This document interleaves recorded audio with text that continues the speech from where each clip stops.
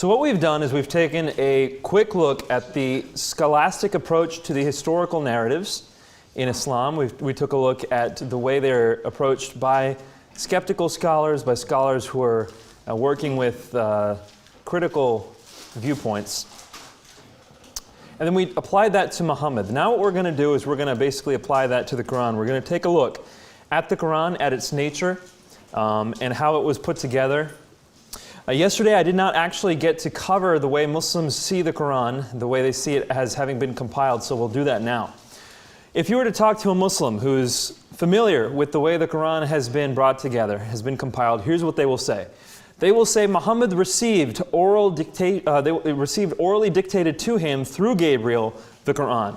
So Gabriel would come, recite it to Muhammad, Muhammad would receive it, and he would then dictate it to scribes.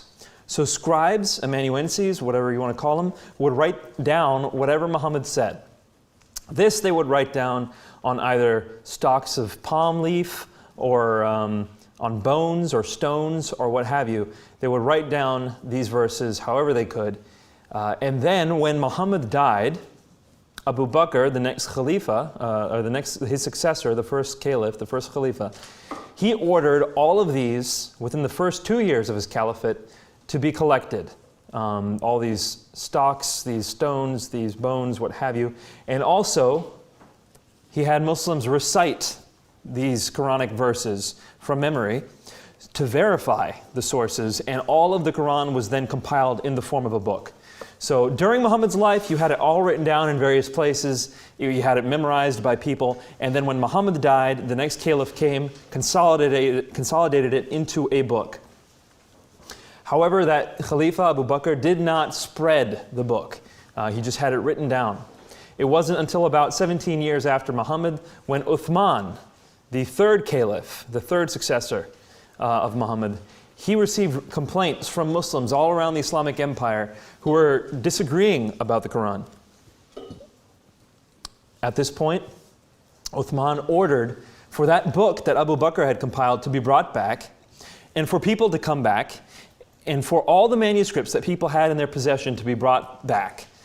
From that book, a committee was put together, led by a man named Zayd ibn Thabit. Zayd is an important name, Z-A-I-D. Ibn, I-B-N, and Thabit, T-H-A-B-I-T. Zayd ibn Thabit comes together and puts a committee and takes a look at the book that was compiled under Abu Bakr, modifies it, writes it according to the dialect of the Quraysh, the people in Mecca, and then he takes all the other sources, everything that was out there, all the other writings, everything, and he burns them, he destroys them. He makes 5 copies of the book that he made and sends them out to the various Islamic provinces. Now that's the general contour of the compilation of the Quran that most Muslims will agree to. There are some differences that some people have. For example, was it Umar, was it Uthman who first decided to make one final version? Was it 5 books at the end? Was it 7? Was it 3? Where were they sent out to, etc.? But generally speaking, that contour is accepted by most Muslims. Any questions on the Islamic view? And yes, you heard me right. They do think that all the sources of the Quran before Uthman were burnt and destroyed. And just those 5 remained. I was just going to ask that about Abdullah bin Masud, if they believe that his stuff... We'll be talking about that. It's a good question. So what we're going to look at then is we're going to juxtapose that basic understanding of the Quran with a more critical approach to the Quran. For those of you who might wonder, most of what I just gave you, the view of how the Quran was brought together, is found in Sahih Bukhari, book number 61. Book number 61 is about the collection of the Quran, for the most part. So when we take a look at the Quran here, what we're going to be talking about first is the societal context. What was Arabia like at the time when the Quran was being composed? Early history, we're going to take a look at these 2 interesting points here, the ahruf and abrogation. Then we're going to talk about early disputes of the Quran. We're going to talk about Ibn Mujahid and the Qira'at. You'll learn about what the Qira'at are. And then finally, we're going to end with today's Qur'an, and then a look at the Qur'an as an oral text. So this is what we're about to cover. Before I delve into this, I just remembered someone had asked me to talk a little bit more about the satanic verses. Do you mind if we do that real quick before going forward? So the satanic verses, as we had mentioned earlier, are verses where Muhammad talked about you can accept Allat, al-Uzza, and al-Manat as the exalted cranes. Here's how they read. Have ye thought upon Allat, al-Uzza, and Manat, the third, the other? These are the exalted Gharanik, whose intercession is hoped for. Gharanik being translated cranes. The verse I told you where Allah said, don't worry, this has happened to prophets before you, that is still in the Qur'an. That's chapter 22 of the Qur'an, verse 52. It says, never sent we a messenger or prophet before you, but when he recited, Satan proposed in respect of that which he recited thereof. In other words, whenever that prophet would say something from me, Satan would try to throw something in there. But Allah abolishes that which Satan proposes. Then Allah establishes His revelation. Allah is the all-knowing, the wise. So this verse in the Quran comforts Muhammad, saying, don't worry, this has happened to you before, I'll take care of it. And then we have a modified version of what Muhammad originally said, still found in the Quran. It's found in chapter 53, verse 21, 53:21. It says, have you thought about Allat, al-Uzza, and Manat, the third, the other? Are yours the males and his the females? That indeed were an unfair division. They are but names which ye have named, ye and your fathers, for what Allah hath revealed no warrant. They follow but a guess, that which they themselves desire. And now the guidance from their Lord has come unto them. So you can see this is the stuff that's still found in the Quran. But read Shahab Ahmed's dissertation to get more on that. Okay, back to the Quran. Let's look at the social context in which the Quran was written. I briefly mentioned yesterday, we're going to go into a little bit more detail right now, that the Quran was written at a time when the script had not been fully developed. It was still in its formative phases in the 6th century and the 7th century. The first Arabic inscription, so what we're talking about is the language, Arabic. It was written in other scripts before it had its own script. So it was written in Nabatean scripts, for example. It wasn't until the 4th or 5th century when the first script we have is dated. It's called the Qaryat al-Faw. I don't know how interested you are in this, but Qaryat al-Faw, Qaryat-al-Faw, Qaryat al-Faw. It's the first Arabic inscription that we have, and it is just that, it's an inscription. It's not a whole book, it's not much, I believe it is a kind of a eulogy for one's brother. It's found on a tomb. You do not have clear Arabic here. You still have Nabatean influences. In the 5th century, you get three Arabic inscriptions, which are a little bit more Arabic in nature. By the time the 6th century comes around, you're just beginning to get these Arabic writings. It's interesting to note, by the time the Quran comes, there is no literature in Arabic. None. There are no literary works at all.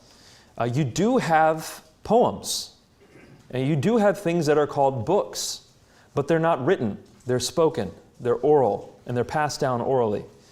There was no prose per se, as we would understand it. There was plenty of oral poetry, but it was not written. And this is understood. By the time the Quran comes around, you still have a script that is very defective. It cannot capture the entirety of the Arabic language. And in fact, that's what it's called in scholastic treatments. It's called the scriptum defectivum. It just simply could not capture Arabic. Here's a look at some of the earliest Qurans that we have. This script is called Kufic script. If you compare it with the modern Quran, you'll see that the letters are all disconnected. There's not much connection between the letters. These red dots that you see are added later. These red dots, these are added later. These were not part of the original script. Those are called nukat, and they're extremely important because check it out. Some of these letters look very similar to one another. Some of these letters, you can't quite tell what they are unless they have a dot to distinguish it from other letters. So for example, you can't really tell the difference between a fa and a kaf. You would have to have some kind of parallel oral tradition in order to be able to read this. That is one of the first types of script. Here's another early type of script. This is called the Hijazi script. It's just not able to capture a lot that Arabic has, for not just the nukat, but also the vocalics. If you read Arabic today, you'll see that there are lines above and below some of the letters, and it tells you how to translate or how to read some of these letters.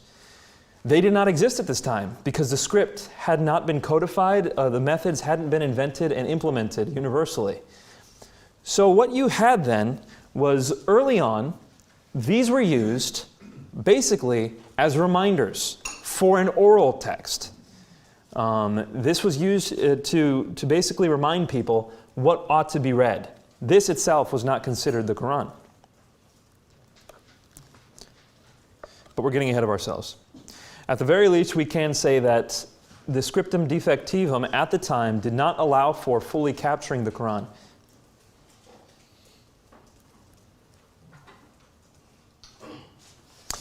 The first revelation of the Qur'an was 610 AD, and the last revelation of the Qur'an was 632 AD.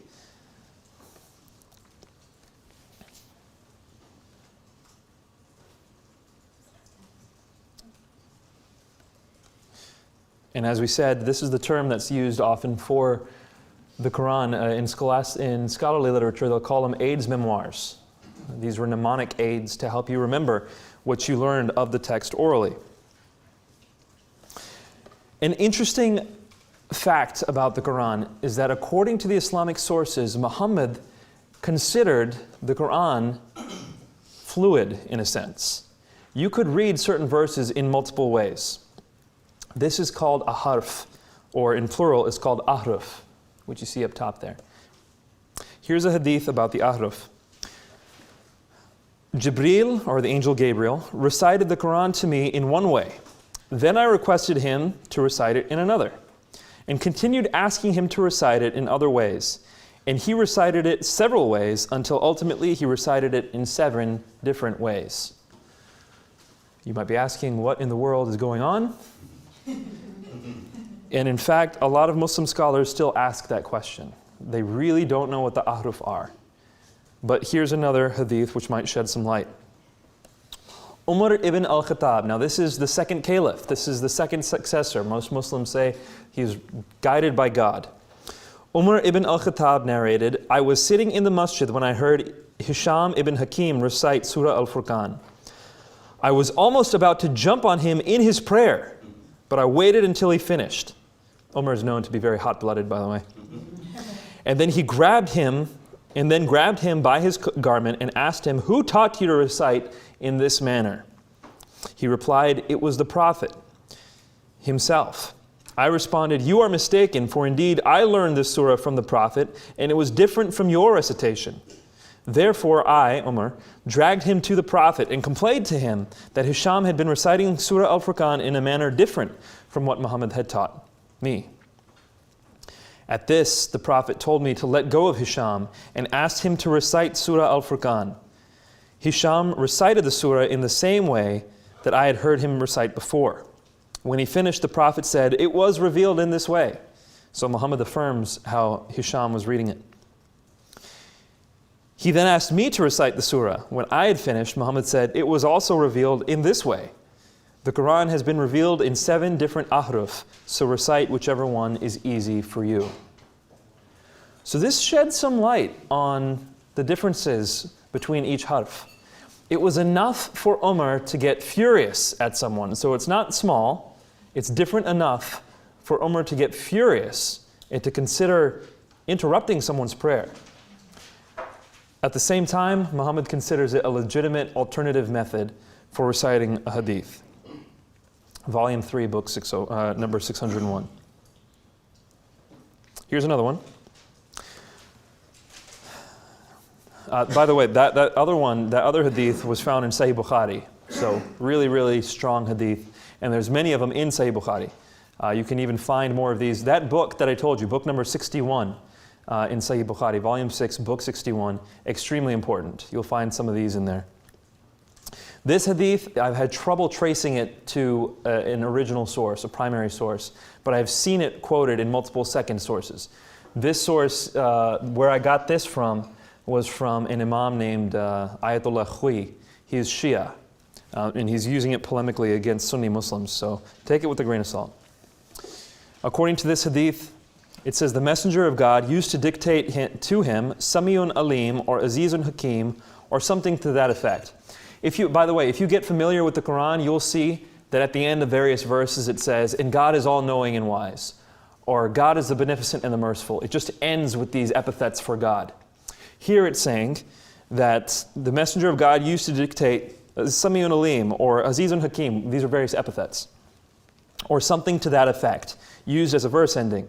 The man would sometimes inquire, speaking of a scribe, the man would sometimes inquire from the Messenger of God, saying, is it Azizun Hakim, or Sami'un Alim, or Azizun Alim? In other words, what was the ending you just said? Which one should I use? And the Messenger would say to him, whichever you write is all right. In other words, go ahead and write whatever you want. The sources, by the way, are condemning this man for being infatuated with the fact that he could choose the words of the Qur'an. This man would then go around boasting, I am able to write verses of the Qur'an, and the sources are condemning him.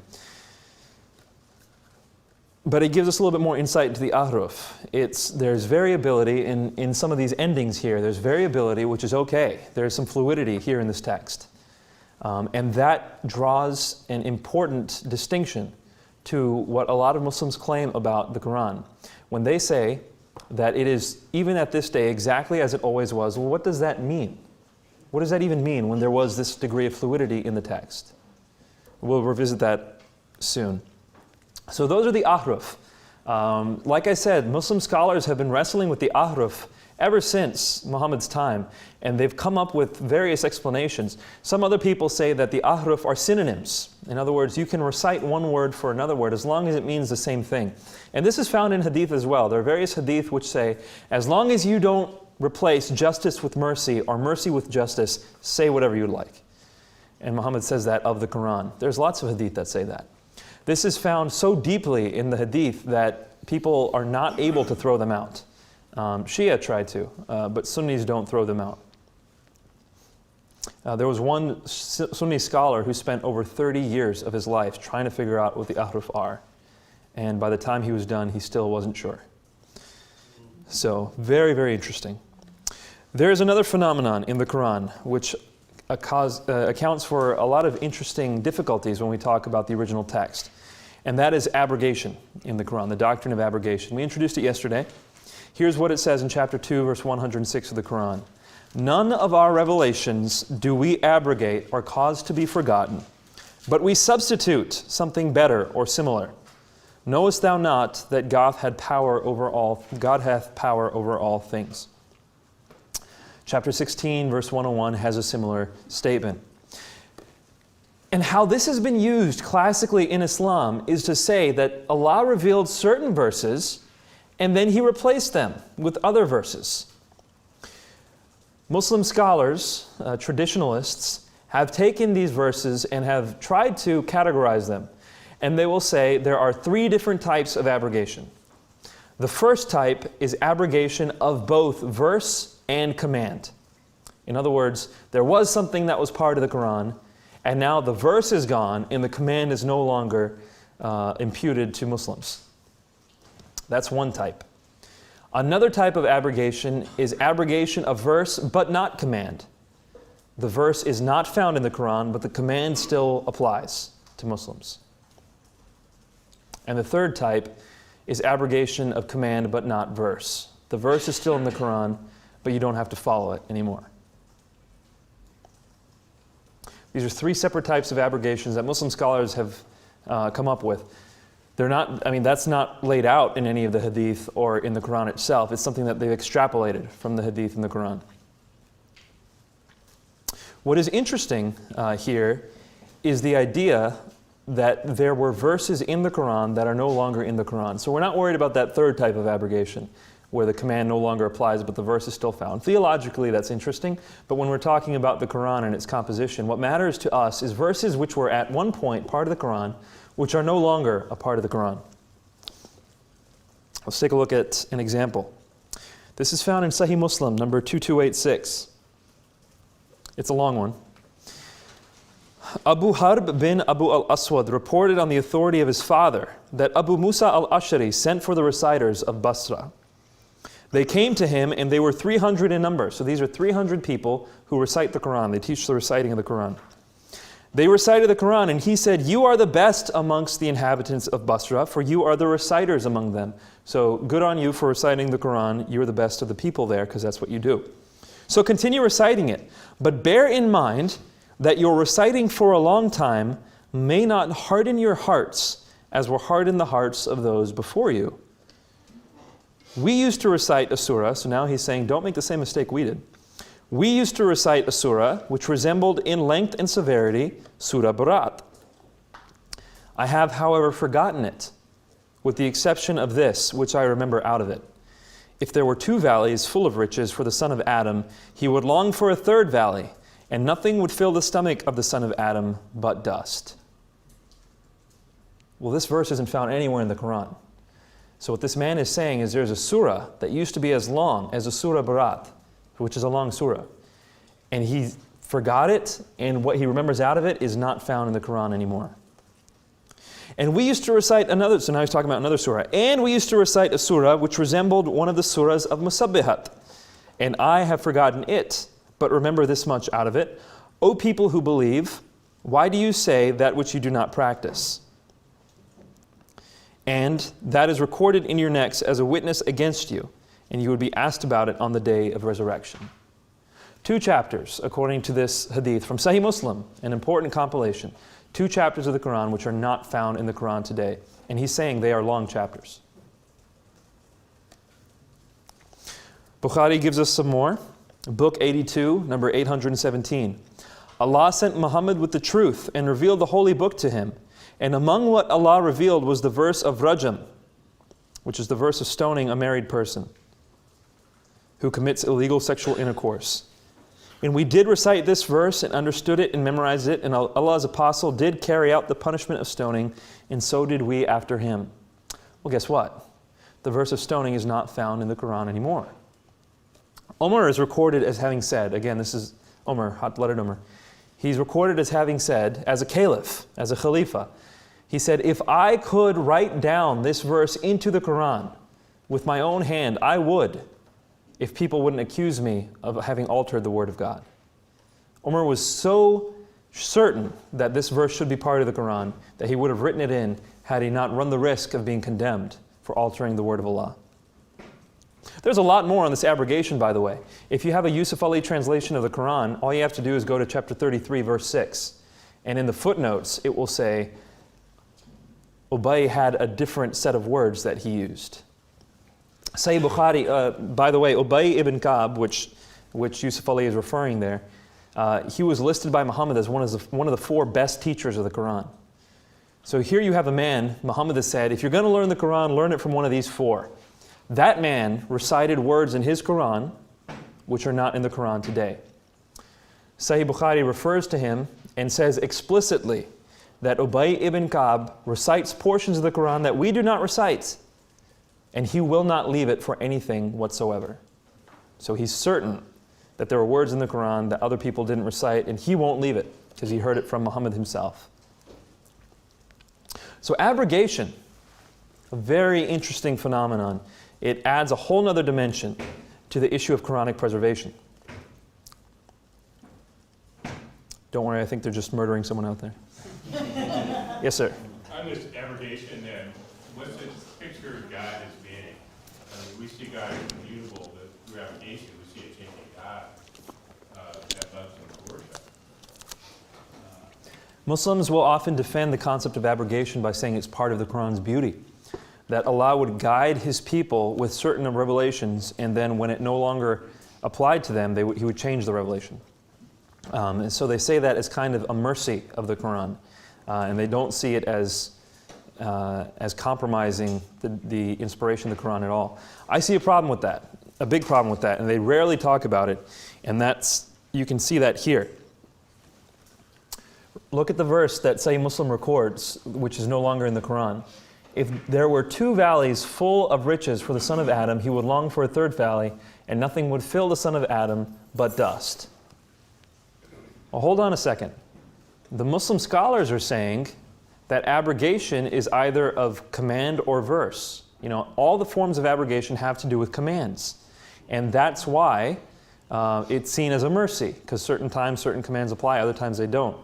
But you shouldn't be able to abrogate something that has a historical record. There's no change. It doesn't affect the Muslim community. If it's historical, it's historical. Why abrogate it? This verse is not a command at all. It's a historical account. Why was it abrogated? And I have not seen an answer to that anywhere. The only answer that I've seen was by Yasser Qadhi in his book, The Sciences, An Introduction to the Science of the Quran. And his response was, well, maybe there should be a 4th type of abrogation. It's kind of ad hoc. It's a difficulty they have to wrestle with.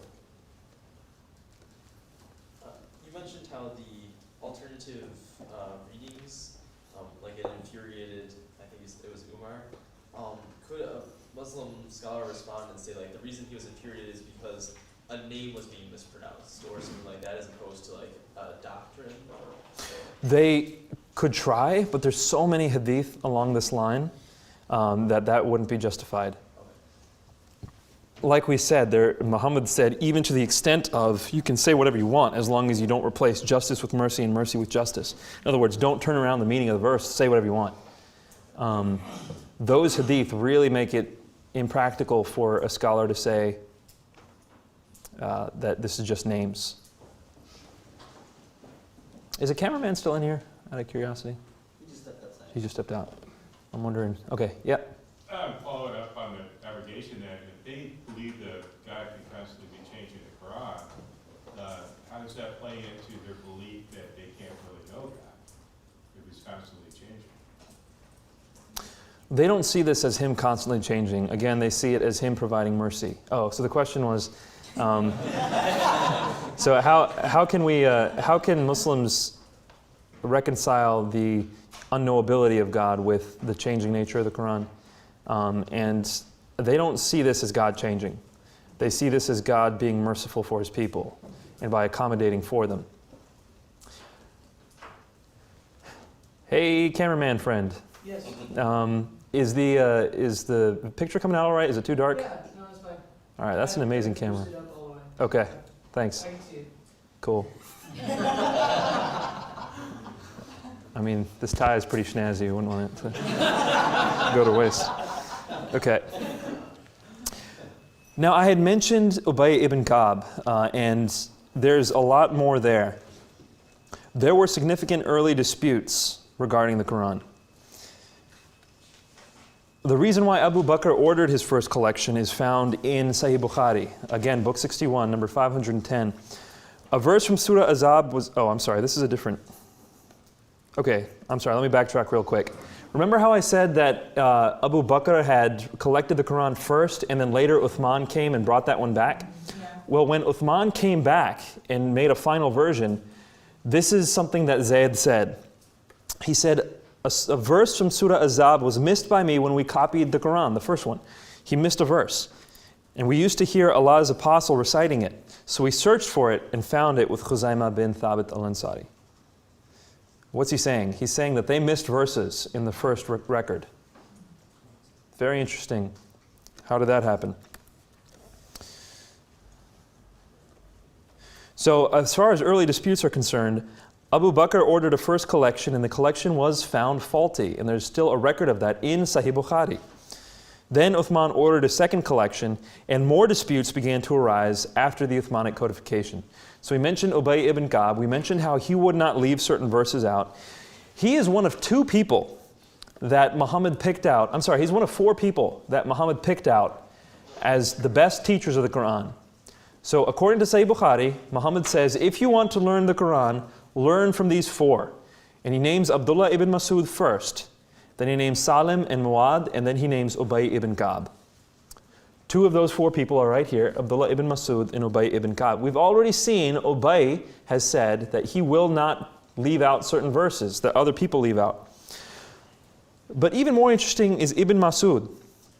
Ibn Masud, named first by Muhammad, probably the best teacher of the Qur'an in his time, and extremely well respected amongst Muslims for his knowledge of the Qur'an. According to Ibn Sa'd's Tabaqat, he says, "The people have been guilty of deceit in the reading of the Qur'an. I like it better to read according to the recitation of him whom I love, more than that of Zayd ibn Thabit." Now, I've been called to account on this. I had a debate back in 2009 with a Muslim by the name of Bassam Zawadi. And he says that this is a poor translation. The people have been guilty of deceit. I don't think so. I've looked into this. I've talked to Arab speakers about this. There are multiple ways you can translate it. But at the very least, let's concede that this is a poor translation. Still, what Ibn Masud is saying is that this translation of the Qur'an, Zayd's version, of the Qur'an, involves some level of hiding the truth, hiding the true version of the Qur'an. And he ordered, this is not just found in Ibn Sa'd, by the way, it's found in Jami' at-Tirmidhi, it's found in various places. And Jami' at-Tirmidhi is considered a very trustworthy book of hadith. Ibn Masud said to his people that if they kept the manuscripts, keep your manuscripts with you. If you will receive rewards in heaven. So here come Uthman's men. They're trying to get Ibn Masud to give up his manuscript. They're trying to get Ibn Masud's students to give up their manuscripts. Where have Ibn Masud and his students been? They've been in an area of the Islamic Empire called Kufa. He went there to teach the Quran to those Muslims because he was such a great teacher. Uthman's men come from far away later and they say, you have to give up everything. You have to give up your Quran, your manuscripts, your students have to give them all up too. And we're replacing it with this one. Ibn Masud tells his students, do not give up your manuscripts. Take them with you to heaven where you'll be rewarded. That's a big deal. Why does he disagree so much? Is it just minor words? Is it proper names? What is it? Ibn Masud actually believed that there should be 111 chapters in the Quran. And today's Quran has 114 chapters. Ibn Masud, the greatest teacher of the Quran, named first by Muhammad, if you're going to learn the Quran, disagreed that chapter 1 of the Quran should be a part of the Quran. He did not include it. Chapter 113 of the Quran and chapter 114 of the Quran. So 1, 113, and 114, he does not include in his Quran. Why? Ibn Masud considered these chapters to be prayers that Allah had divinely inspired, so they are divinely inspired, but Allah did not intend for them to be a part of the Quran. So Ibn Masud is coming at these chapters with a little bit more precision than Zayd did. For those of you who don't know, chapter 1 of the Quran, Surah Al-Fatiha, is kind of called the keystone for the Quran. 7 verses, and it's understood to be basically an introduction to the entire Quran.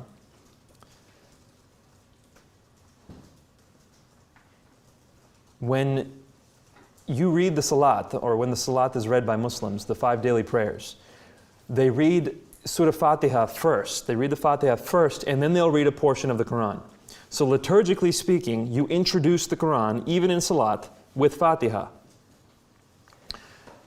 Ibn Masud didn't consider that introduction to actually be part of the Quran, whereas Zayd ibn Thabit did. Why is that? Because Ibn Masud takes a look at the words in Fatiha, and the words are not from Allah to men.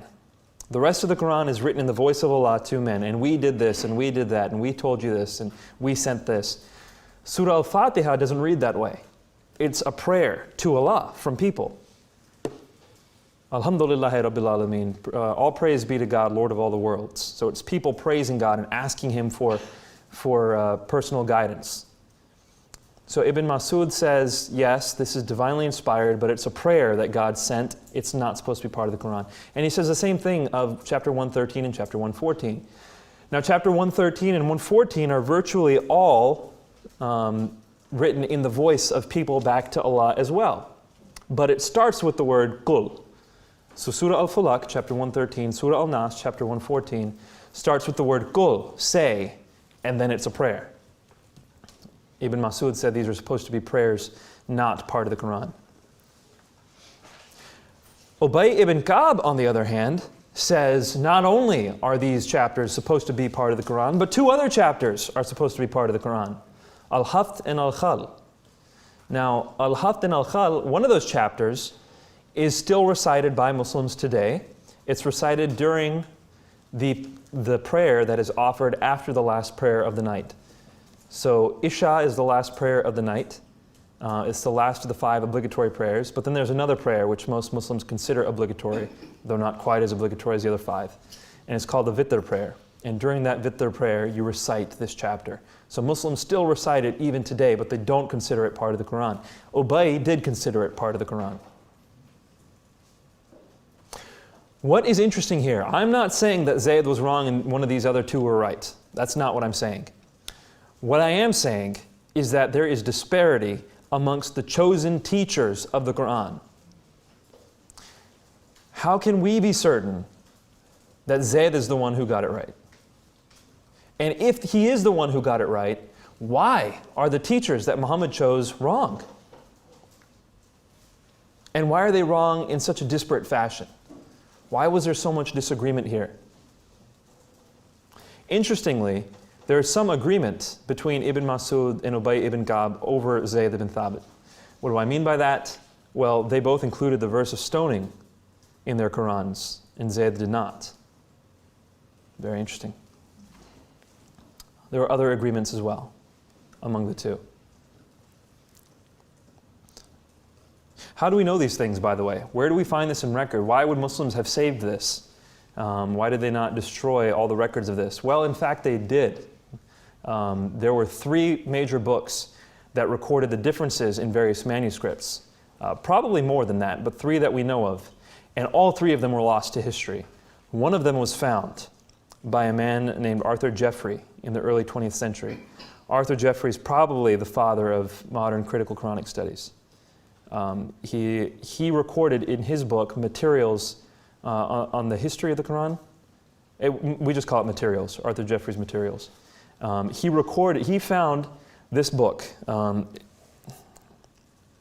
have it written down somewhere. I'll just point it to you briefly. Help. Okay, I won't.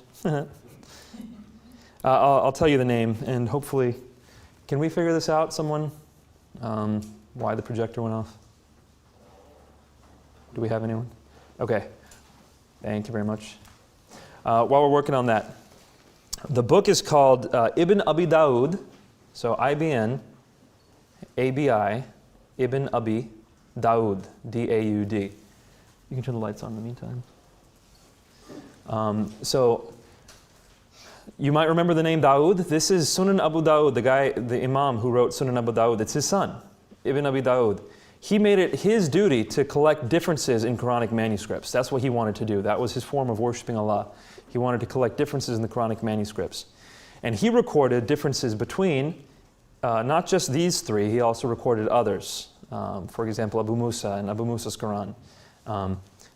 So we have that. We have Arthur Jeffrey's copy of the discovery that he found of Kitab al-Masahif.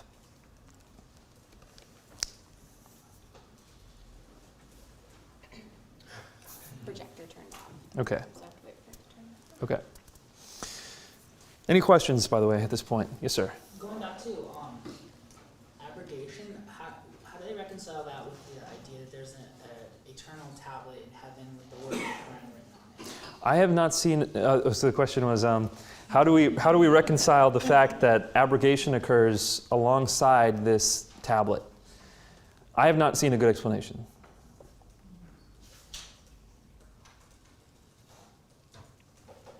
Yes, sir. Uthman was the one that collected a bunch of the Qurans and then created the kind of like the canonized standard version of it. Mm-hmm. and then he destroyed the other ones that differed. Yes. Did the how was that received by the people who would see those as authentic Quran? So that's a good question. Why is it that he was allowed to do this? I will tell you that Uthman was not well received by most Muslims. They didn't like him. I wouldn't say that's because of this. This might have been an additional factor, or who knows. But he was not well received to begin with. The authority that he had to do this, he basically derived from Abu Bakr. Because Abu Bakr, when Umar said we should collect the Quran, Abu Bakr had said, this is a good idea, let's do it. And so he used that authority to continue on with the project. That's according to the Islamic sources. We can't know for sure whether that happened, but that's what they say. In addition, he was the caliph. He was officially in charge of the Islamic Empire. So even though people didn't like him, he had a degree of authority, and he used that. Ibn Masud, there are some sources which say that Ibn Masud actually got beaten because he would not give up his version of the Quran. Ultimately, he did give it up. Whether or not that's accurate, I'm not sure. I haven't actually seen that written. I've heard that that's in the sources. Regardless, Ibn Masud was very much opposed to this version of the Quran. And the power that Uthman had to exert over him was significant in order for him to ultimately yield. Yes, sir. Can you the IBN, can you respell that full name again? Yeah, so it's Ibn, IBN, Abi, A-B-I, Daoud, D-A-U-D. And you can find his work saved still in the pages of Arthur Jeffrey's materials. I think it's materials for the history of the collection of the Quran, materials something. Okay. Now, in order to understand the extent to which early Muslims differed from modern Muslims will tell you the Quran has never been changed. We have all of it down to a exact dot. Nothing has been changed. Early Muslims differed with that. Let me read you a quotation from Umar's son. So we've been introduced to Umar. Again, he's the second caliph. This is his son, so Ibn Umar. It says, let none of you say, I have learned the whole of the Quran. For how does he know what the whole of it is, when much of it has disappeared? Let him rather say, I have learned what is extant thereof. Whoa. Umar's son is saying, don't say you know the whole Quran. How do you know what it all is? A lot of it has been lost. This is found in Kitab al-Fada'il. By the way, you guys are going to receive in your email a copy of all my slides. So don't worry about getting the spelling down exactly. As long as you're registered, you'll get a PDF form of the slides. Okay. So this is Ibn Umar. It's found in Abu Ubaid's Kitab al-Fada'il. Now, Ibn Abi Dawood, so the guy who wrote down the differences in the manuscripts, this is what he said. Many of the passages of the Quran that were sent down were known by those who died on the day of Yamama. What's the day of Yamama? You remember yesterday I was talking about Abu Bakr. As soon as Muhammad died, a bunch of people left Islam. You remember that? Abu Bakr had to launch the apostate wars. Well, one of those wars, one of the battles during that war was called the Battle of Yamama. And during that time, Muslims believed that Allah would guard the Quran. But not only would He guard the actual words of the Quran, He would guard the people who knew the Quran. That was kind of a belief. And so they sent a bunch of people who knew the Quran very well into battle. And guess what? A lot of them died. The records say up to 500 of them died that day. That's what he's talking about here. So many of the passages of the Quran that were sent down were known by those who died on the Battle of Yamama. But they were not known by those who survived them, nor were they written down, nor had Abu Bakr, Umar, or Uthman by that time collected the Quran, nor were they found with even one person after them. So Ibn Abi Dawood is being very careful to say, they're gone. They're as gone can be. a threefold repetition of the fact that those verses simply aren't there. So we've got these early disputes, we've got early manuscripts which say that there were differences, and you've got people who are actually recording the differences in the Qur'an. Some of these differences, by the way, extended not just in the words, in the verses, in the chapters that were included, but also the surah order. So the order of the surahs were different amongst these people, and you can find those in the records as well. Any questions so far? Yes? How many years after Muhammad's death was it when this gentleman made that statement?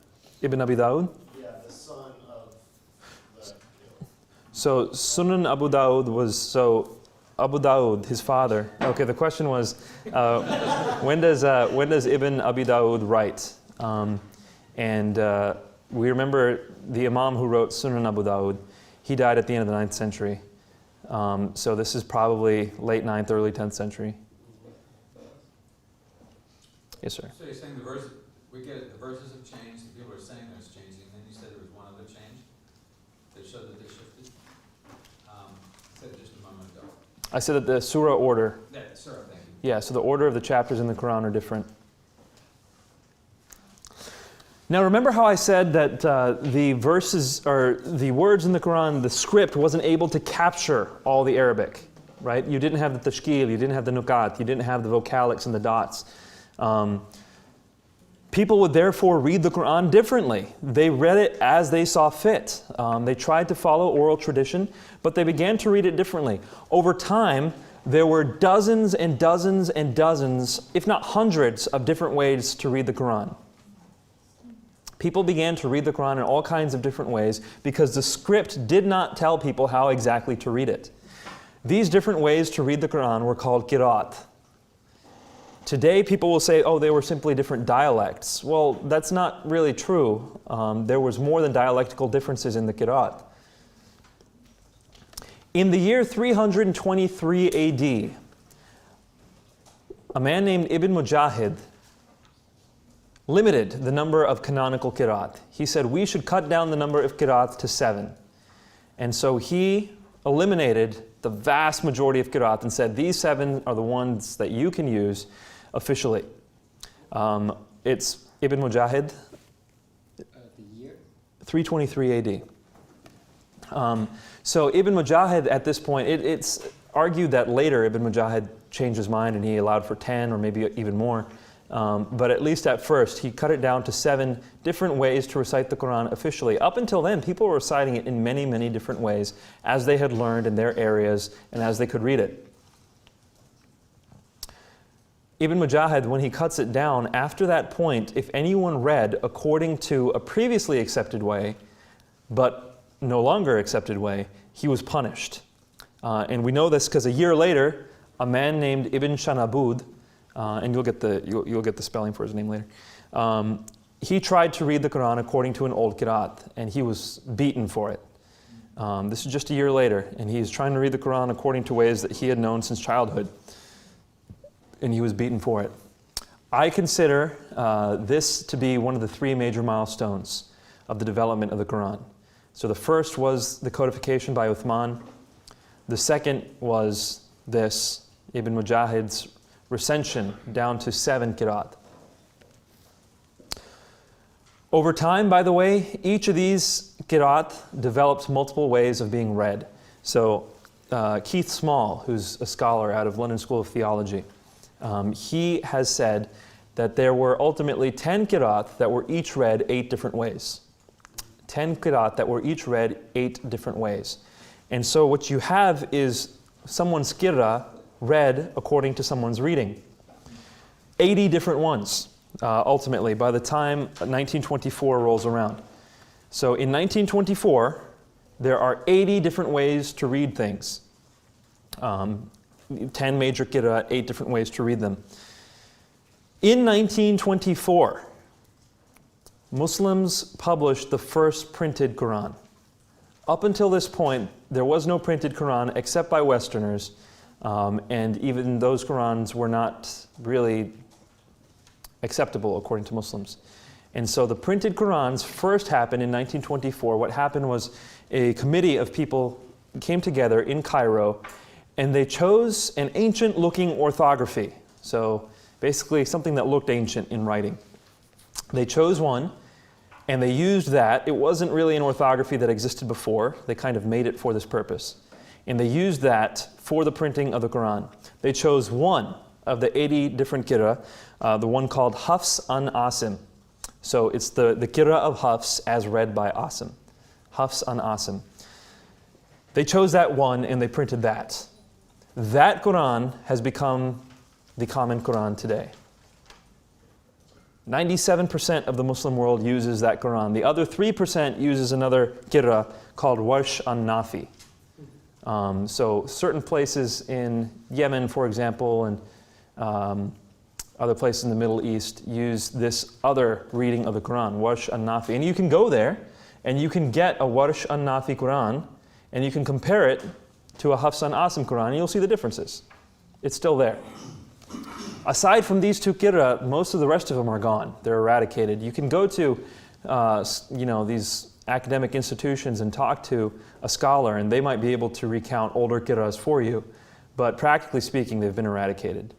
And there's mainly one, and I'm pretty convinced that the Warsh will be gone soon. It's just going to go out of public use because Hafs an Asim has pretty much taken over.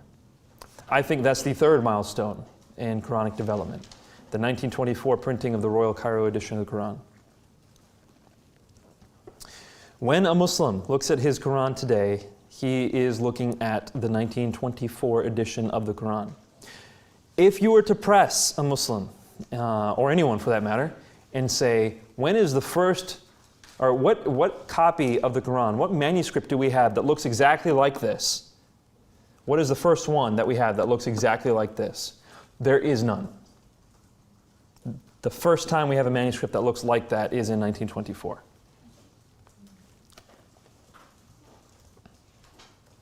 So, we're about to make a huge shift in our approach right now to the Quranic study, so if there are any questions.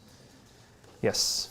I guess practically, is this the sort of stuff that you bring up in a casual conversation? Or was this only things you, like you said before, you'd only bring up once you've established a pretty strong relationship and they trust you and things like that? I believe, okay, so the question was, do you bring this stuff up in common conversation or only after you've developed a close relationship? I think that this information, it certainly has not reached the common Muslim. It definitely has not. I think that this information has the potential to shake the Muslim world. It's ineffable just how much stock Muslims take in the perfect preservation of the Quran. They see this as the vindication of their faith, that the Quran has been perfectly preserved is the way you can know Islam is true. It's the basis for many Muslims' faith. And it's also their basis for rejecting Christianity. You know, the Bible's been corrupted, etc. This is information that I honestly think will shake the Muslim world if it gets shared effectively. I don't profess to have a good model for doing it, but right now I am not hesitant to share this publicly. And I share it with whoever I run across. Now, I don't say to them, hey, your Quran's corrupt, check this out. That's not how I would do it. I would wait until they would say, the Quran has been changed, your Bible has been changed, the Quran has not. I would say, my response to that point is, really, what do you mean by that? Can you give me some details? I'm really interested in that, because I don't think that's true. If it were true, then I might agree with you. And then they would say, the Bible has had verses that were added and taken out. Oh, the Quran has had that. No, it hasn't. Here, look in Sahih Bukhari, it says that right here. Okay, well, we know what the original Quran said because we still have it today. Really, what's the oldest Quran that you have today? We have Umar's Quran, we have Uthman's Quran, the Quran that he sent out. We have that today. You do. How many of them do you have? We have 2 of them. We have one sent to this place and one sent to this place. Are they exactly the same? No. The two that Uthman sent out that we still have, they are different. So which one's accurate? You know, just I would start pressing. Now, when it comes to public presentation, I did a presentation at Rutgers University a few weeks ago on this issue. And so I'm trying to get this information out there. I do not have the credentials, though. I'm not an Islamic scholar yet. I'm in the process. I'm hopefully going to get there. But there is a man by the name of Keith Small. I mentioned his name earlier. He is a scholar on Islam, and he wrote his dissertation on this topic. And you can purchase it from Amazon. Keith Small, Textual Variants in Quran Manuscripts, I think it's called. Textual Variants in Quranic Manuscripts. Is that a more complicated version of his holy books? Mm-hmm. It is, so he wrote another book on the popular level called Holy Books Have a History, which you can purchase for $5. Just type it in online. And that's for, you know, lay people. His book on textual variants, he emphasizes one portion of the Quran. It has a parallel in the Bible. It's a section about Abraham. And he really goes in depth on that. That's what you have to do as a scholar. You have to zoom in on one section. I think that's not as effective on the mass level. I think we need to talk about everything. We need to talk about the ahruf. We need to talk about the abrogation. We need to talk about what I'm about to talk about, which no one really does. So, yeah. Definitely get Keith Small's book, Holy Books Have a History. It compares the variants in the Bible to the variants in the Quran. I spoke to Keith a few months ago, and I asked him, I said, what did you think when you started writing about the variants in the Bible and the variants in the Quran? Which is more problematic? And he said, when I came into this, I thought that the Quran and the Bible had similar types of variants and they were on equal footing. And I said, when you came out, he says, I think the Quran is on far worse footing than the Bible. So after careful scholastic research, he has concluded that the Quran is on more difficult footing than the Bible. I think so only because of the Uthmanic recension. I don't think we can take the Quran back before Uthman if the Uthmanic recension actually happened. And for that reason, it's on worse footing. And also for what I'm about to share. In the back. Just a quick question. So the information that you have now, even though it's valid, who is it that won't accept your information because you don't have the credential? Is it the Islamic world or just... Oh, no one's told me I don't have the credentials. The question was, who doesn't accept what you're saying because I don't have the credentials? No one's told me, Nabeel, you don't have the credentials. But there's a reason why people, you know, publish on a peer-reviewed level. It's so that you can be vetted through the scholarly system, so that what you say can be checked by others, and so that you can establish a level of credibility, which I don't have, not yet. Why I'm referring you to Keith Small over me is because, you know, he's a legitimate PhD scholar in Islamic studies. I'm just trying to take what they say, what scholars say, process it and share it with you. And hopefully I'm on my way there, but I'm not yet. Yes, sir. I'm a pastor with a church where most of the people are from Indonesia. And so when they talk about abrogation, the one that's really important to them has to do with passages where Muhammad taught peace and mercy, but then they're abrogated by violent passages. And so because that's what they experience, a lot of hostility and brutality. So how important is that with, say, most Muslims that live in America, that particular issue? So the question is, abrogation and peace and violence, how does that all play together, and how important is that to Muslims in America? That is stuff we're going to be covering tomorrow. We're going to be going into issues of jihad, peace and violence, terrorism, Islam today, basically. We're going to be looking at that tomorrow. Yes? How did Muhammad die? How old was he? How did Muhammad die and how old was he? How about you write that question down? Let's deal with that tomorrow. Because I think we're on a good groove right now with the Quran. So let's keep going on the Quran. And then, are you going to be back tomorrow? No. You're not? Okay, well, we'll address that then. There's controversy on that issue. My friend David put up an interesting video on that. It's called Who Killed Muhammad? It's David doesn't mind being a bit inflammatory. You should go to his blog. Very, very interesting stuff.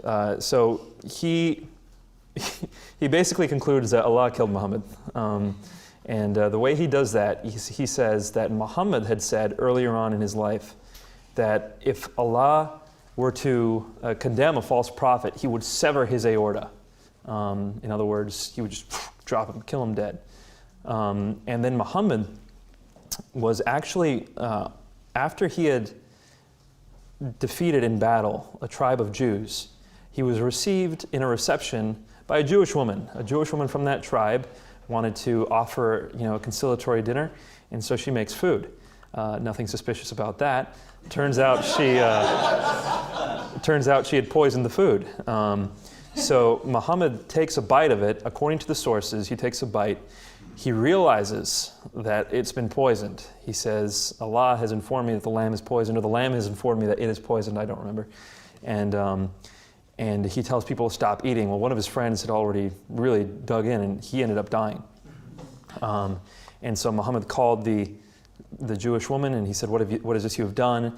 And she said, I wanted to see if you were a true prophet. If you were, you wouldn't have eaten it. And if you were not, you would have eaten it. Well, he kills her, and then he ultimately, as he is dying, there's a lot of Muslim sources that say that this death was a result of that poisoning. He was at the time 62 or 63, and it says that the death was on account of the poisoning. And what's interesting, and this is what David points out, is that some of the Islamic sources say, as he was dying, he said, I feel as if my aorta has been severed. So I am quoting David Wood on virtually all of this. I haven't looked into the death of Muhammad that carefully. But I hope that answers your question. Unless you're going to be not here tomorrow, let's stick with Quran questions. Yes, sir, in the back. Regarding the 80 variants, from a literary perspective, do we know how much of a difference it will be? I mean, you're talking about shifting articles, or? Yeah, they're not large differences. They are not large differences. The question was, how different are the different qira'at? And they're not that different. Sometimes they did play out into meaning, the difference of the qira'at. And most of the time, though, it was just different ways of recitation. But we can see those. A lot of the qira'at that are preserved in the records, at least those 80, are preserved in the records. Especially the main 10, off of which they were derivative. Yes? When you bring up in debates the differences in how the Quran was preserved, what is the common response that you're usually given? So I've only debated the issue of the Quran once, the textual preservation of the Quran, and it was with Bassam Zawadi. And I have tremendous respect for Bassam. I think he is one of the greater Muslim apologists out there. He is careful with his work, and he doesn't make ad hoc arguments as often as others do. His response was, Allah intended the Quran to be changed exactly as it was changed. So his response is a theological one, which is what I pointed out in my conclusion. You can watch this debate online as well, on my website. I was shocked. I was shocked he admitted as much as he did, and that kind of caught me off guard. So you can see me kind of like, whoa, he just admitted everything. I didn't know what to say at that point. So you can watch the debate, but I pointed out in the debate, your defense is a theological defense. We're talking historically. Has the Quran been perfectly preserved? The answer historically is no. If you want to say that the changes are what Allah intended, that is a statement of faith, not an objective statement. But he's the only one I've seen debate that issue. Yes, ma'am. We've now got the Dead Sea Scrolls, which the more and more they dig into them, the more and more they match the Old Testament. I mean, we've added a few verses. I know Samuel's had a verse that got added that made the whole passage make sense. Just didn't end in mid-sentence. And so we're not probably as corrupted as the Quran. Now, how do Muslims answer that now when we're getting all this scientific information that are, at least the Old Testament from the Dead Sea Scrolls is pretty accurate? So the question is, how do Muslims respond to the fact that the texts of the Old Testament, at least, are probably more accurate than the text of the Quran. They don't think that. They will say that the text of the Quran was perfectly preserved because they will say Muslims had memorized the Quran. So many Muslims had memorized the Quran from the mouth of Muhammad that how could there have been any changes introduced? When it comes to statements like Ibn Abi Dawud's and Ibn Umar's, they will say, those are not from the Hadith, we can't trust those. So they'll often just throw them out and they'll just point to the Bible as having been corrupted. On that note, this is a total aside. I'm giving you this for free. We were in. I'm not allowed to say where. I was somewhere a few weeks ago, and we uncovered. I think I can say who was there. I mean, Lee Strobel was there. Mark Middleberg was there. Dan Wallace was there, and it was basically a cache of manuscripts were found, and they're beginning to be vetted. Many of you may have heard that the first century manuscript of Mark was found. Have you heard that? That's awesome. First century. Well, it hasn't gone through the process of dating by many scholars' hands. That's happening right now. But there is a very well-known paleographer whose credentials are unsurpassable, who said that he was certain that this is a first century document. Wow. Well, there's more to that story, but anyhow. There were also early 2nd century manuscripts of Romans, Luke, that were found in this cache. We were invited to come and uncover a new portion of the cache. And what I found, along with a friend of mine, Abdu Murray, he's an apologist from Michigan, was potentially the earliest Greek manuscript of Isaiah. Potentially 1st century BC or 1st century AD. So that's really cool. There is some really cool stuff getting uncovered right now. And the world of textual criticism of New Testament, Old Testament manuscripts is undergoing a quantum leap right now. You'll see this stuff coming out in the next few years. I did a paper on the Great School of Isaiah and 2 secular universities using carbon 14 dating dated at about 150 to 250 BC. The Greek scroll of Isaiah, 150 to 250 BC, using carbon dating. Okay, what did the paleography put it at? Probably about 150. Okay. When was that? When was that? Yeah. It was, I think in 85. Interesting. Okay, I did not know about that. University of Arizona, and you can check it on Google Scholar. University of Arizona and one other, I think it was Bayer University off the top of my head, that did the dating of it. When we looked into the dating of Greek Isaiah manuscripts, we didn't see that. So perhaps that's there. Did it have a New Testament reference in it? I can't recall. Yeah, I think that was one of the distinguishing features of what we found, was that it had a reference to the New Testament in it.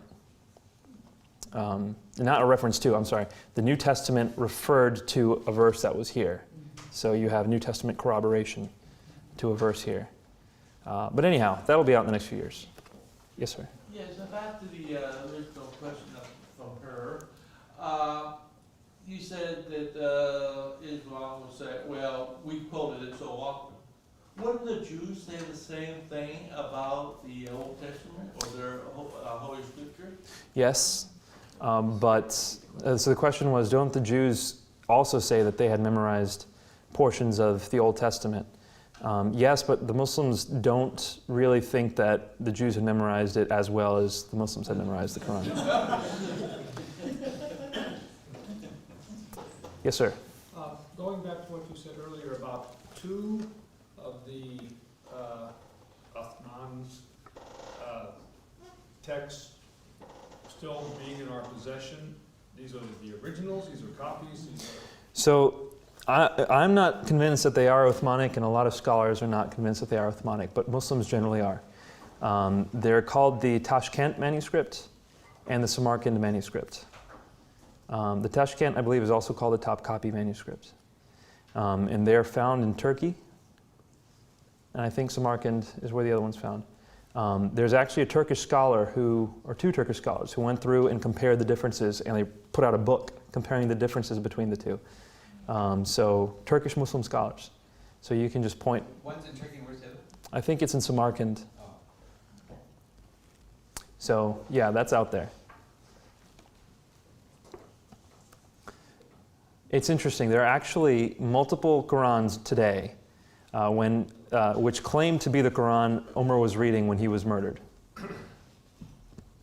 So it's like, okay, how many Qur'ans was he reading at the same time? Okay. All right, so what I'm about to... Yes, sir? Yeah, last question. I heard that Muslims believe the Old Testament is accurate, but the New isn't, or do they think the whole Bible is corrupted? Oh, they think the whole thing's corrupted. The whole thing? Yeah, so Muslims think both the Old Testament and the New Testament are corrupted. We'll deal with that a little bit more tomorrow.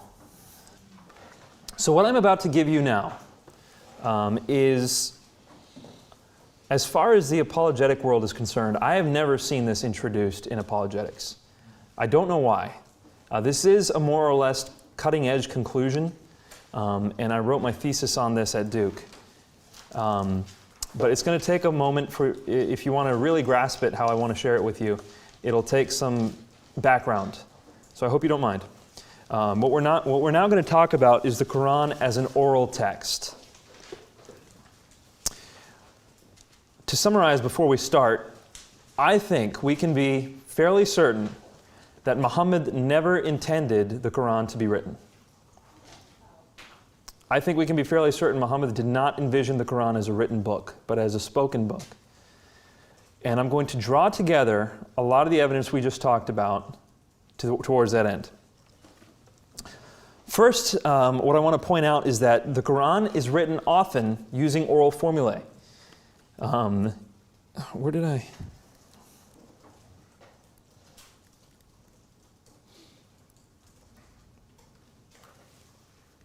Did I skip? Yeah, I did skip something. Oral formulae are understood as a feature that was found in composition, in extemporaneous composition. Hear me out for a second. In the early 20th century, a man by the name of Milman Parry was studying the Homeric epics, so basically the Iliad and the Odyssey. And people had been studying the Iliad and the Odyssey for a long time, and there were some portions of the Iliad and the Odyssey where people just said, this doesn't make sense, we don't see why things are working this way. And a lot of people had issues with the Homeric epics. What Milman Parry did was he traveled through various places, through Slavic regions, and he listened to storytellers who had memorized stories and who used to repeat them extemporaneously. And he determined that people would often compose this poetry on the fly. This wasn't stuff that they had memorized. They were general stories that they had memorized, but on the fly they would say portions that they remembered and they would add endings and whatnot in order to make the meter and the rhyme work. And he said that essentially this is what happened with the Homeric epics. That what was going on at that time was people were composing this stuff on the fly. Word for word, verbatim stories were not necessary. In order for Homer's Iliad to be Homer's Iliad, it didn't have to be word for word the same. There was kind of a general motif, set of verses. You could leave certain stuff out. You could emphasize certain stuff. You can elaborate depending on the occasion. It would still be Homer's Iliad. It would still be the Odyssey. And that's what Slavic poets were doing at the time. So oral poetry had these oral formulae in it. So these are called oral formulae, where you could take out certain words, replace them with other words, and it would still basically mean the same thing, and it would still have the same meter and rhyme. It would still be the same poem. That created a revolution in thought. All of a sudden, people said, wait a minute, we have always applied written dynamics, so dynamics of literate storytellers, of literate writers, to these ancient works. Perhaps people, before knowing how to write, thought differently. Perhaps they wrote differently. And by writing, they mean composed orally. They composed things differently. Their thought was different. So the field of classical studies just took off in this direction of orality. A man by the name, so that was Milman Parry. You should know that name. Milman Parry, in his work on the Homeric epics. P-A-R-R-Y, Parry. A man by the name of Walter Ong then went and took that a lot further, and he said, we can know that people who have not become literate think very differently from people who are literate. For example, they don't categorize things the same way literate people do. They don't go in depth in arguments the way literate people do. When you're writing something out, you can write it, and then you can go further and further in depth. Whereas pre-literate people, they will make an argument, and then they will add to it and add to it. They'll emphasize in various ways. So they'll say the same thing in multiple angles, whereas in literate analysis, you'll go deeper and deeper and deeper. In pre-literate compositions, you'll have a lot of repetition. You'll say a lot of the same thing over and over again. Why? Because the people who are hearing the composition, they can't flip the page and look at something again. If you want them to remember something, they're not going to be able to go back and look at it. You have to repeat it for them. So you're going to have a lot of repetition in these compositions. You're going to have a lot of antagonism. There's going to be a lot of black and white. We're the good guys, they're the bad guys. That's how pre-literate people see things. So you have these characteristics, these psychodynamics of pre-literate composers. That's the work of Walter Ong. Very recently, about last year actually, a man by the name of Andrew Bannister, who works with RZIM, and he was studying out of the London School of Theology. He's now part of RZIM Canada. He wrote his dissertation on the fact that the Qur'an is composed in oral formulae. So the Qur'an itself is composed of a majority oral formulae. Some verses he said, or some chapters he said, even into about 74, 75%, I think he said 74%, oral formulaic. So the Qur'an is composed essentially in a manner we would expect someone to compose something on the fly. And that fits. Remember that hadith we saw where it says you can say Azizun Alim or Samiun Hakim or whatever you want, right? You can change the verse endings however you want. That fits this whole concept of oral formulae where you can switch words around and it's okay. The ahruf, the ability to replace certain verses, certain words, that fits this whole concept. Parallel to him, actually before him, a man by the name of William Graham. He's still around, he's still a scholar. He wrote that the Qur'an was intended to be an oral text. And it wasn't until Uthman came that it became a written text. And that is kind of the theory that we're getting at right now. So I just gave you the contours of scholarship basically right now. How scholarship has gotten to this point, that the Qur'an was potentially not even a written text, just an oral text. We see that happening in a lot of other works.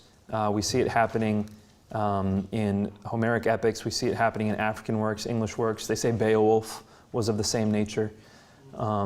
So a lot of work has been done in that field, and people are beginning to apply this theory to the Qur'an. Now let's look a little bit more closely at the internal features of the Qur'an, which point that perhaps it was an oral text. We've already talked about the oral formulae. We've seen that a lot of the Qur'an was composed in oral formula. There's a lot of antagonistic thought in the Qur'an. According to Walter Ong, this antagonism is prevalent in pre-literate thought, and that's what we see in the Qur'an. The side-by-side arrangement, instead of going deeper and deeper, the side-by-side arrangement of arguments and of sections of a book, we see that too in the Qur'an. We see it a lot. In fact, the surahs themselves, what does the word surah mean? It doesn't mean chapter, it's how it's used, but that's not what it originally meant.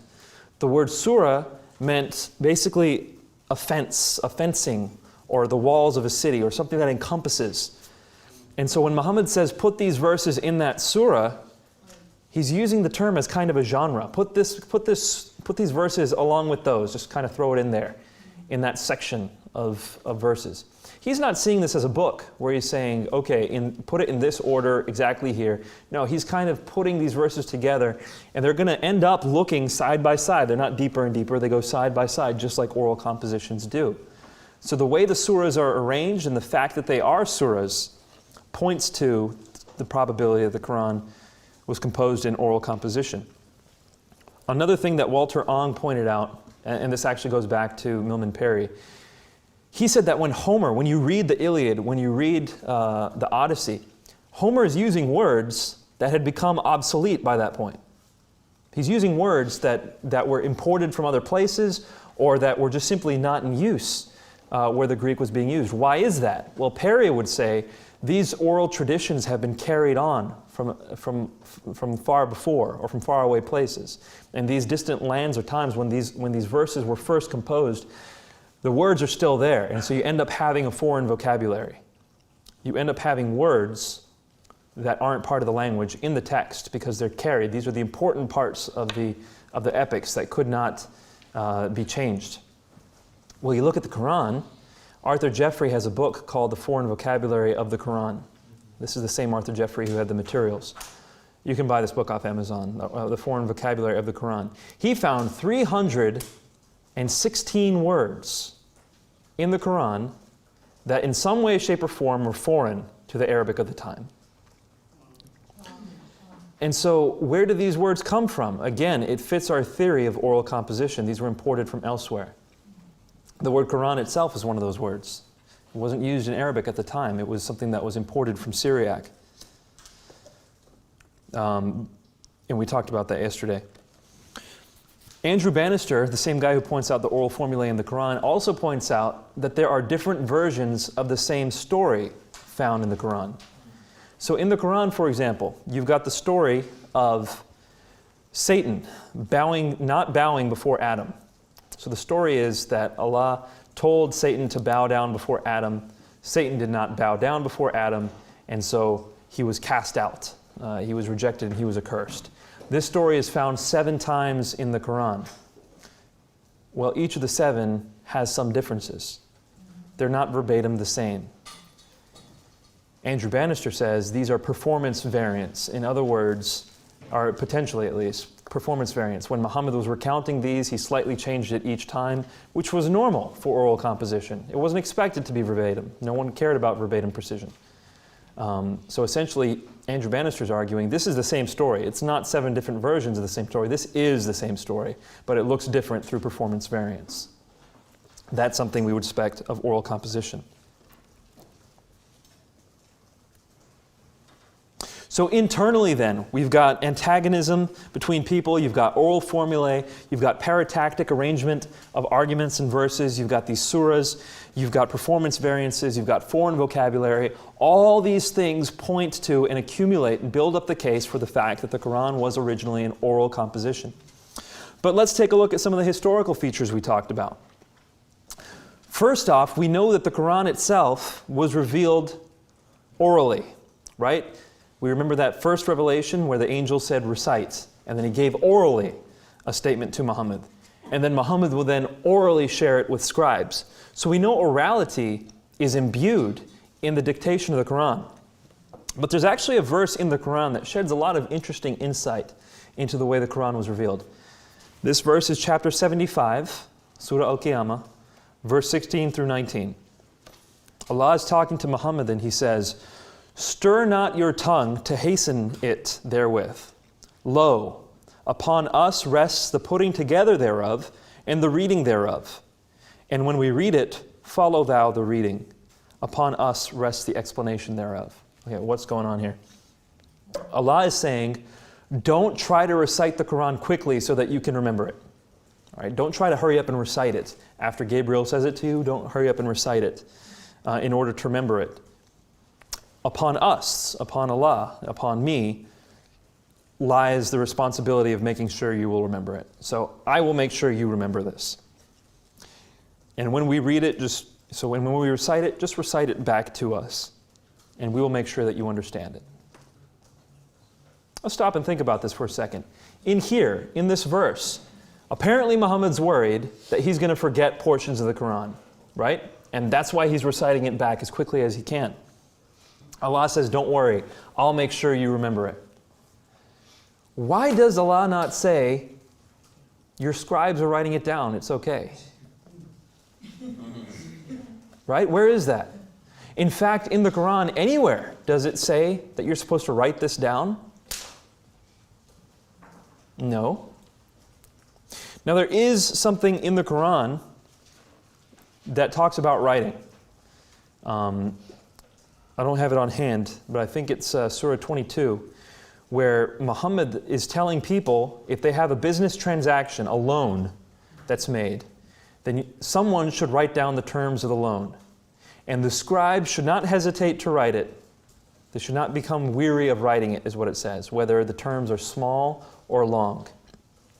And they're supposed to obtain witnesses. So there's supposed to be witnesses and there's supposed to be scribes. That's what the Qur'an says. And then later on, it says, if you have a loan that's made, or if you have a business transaction that's made that isn't a loan of the same nature, then you don't need the scribe, just the witnesses will suffice.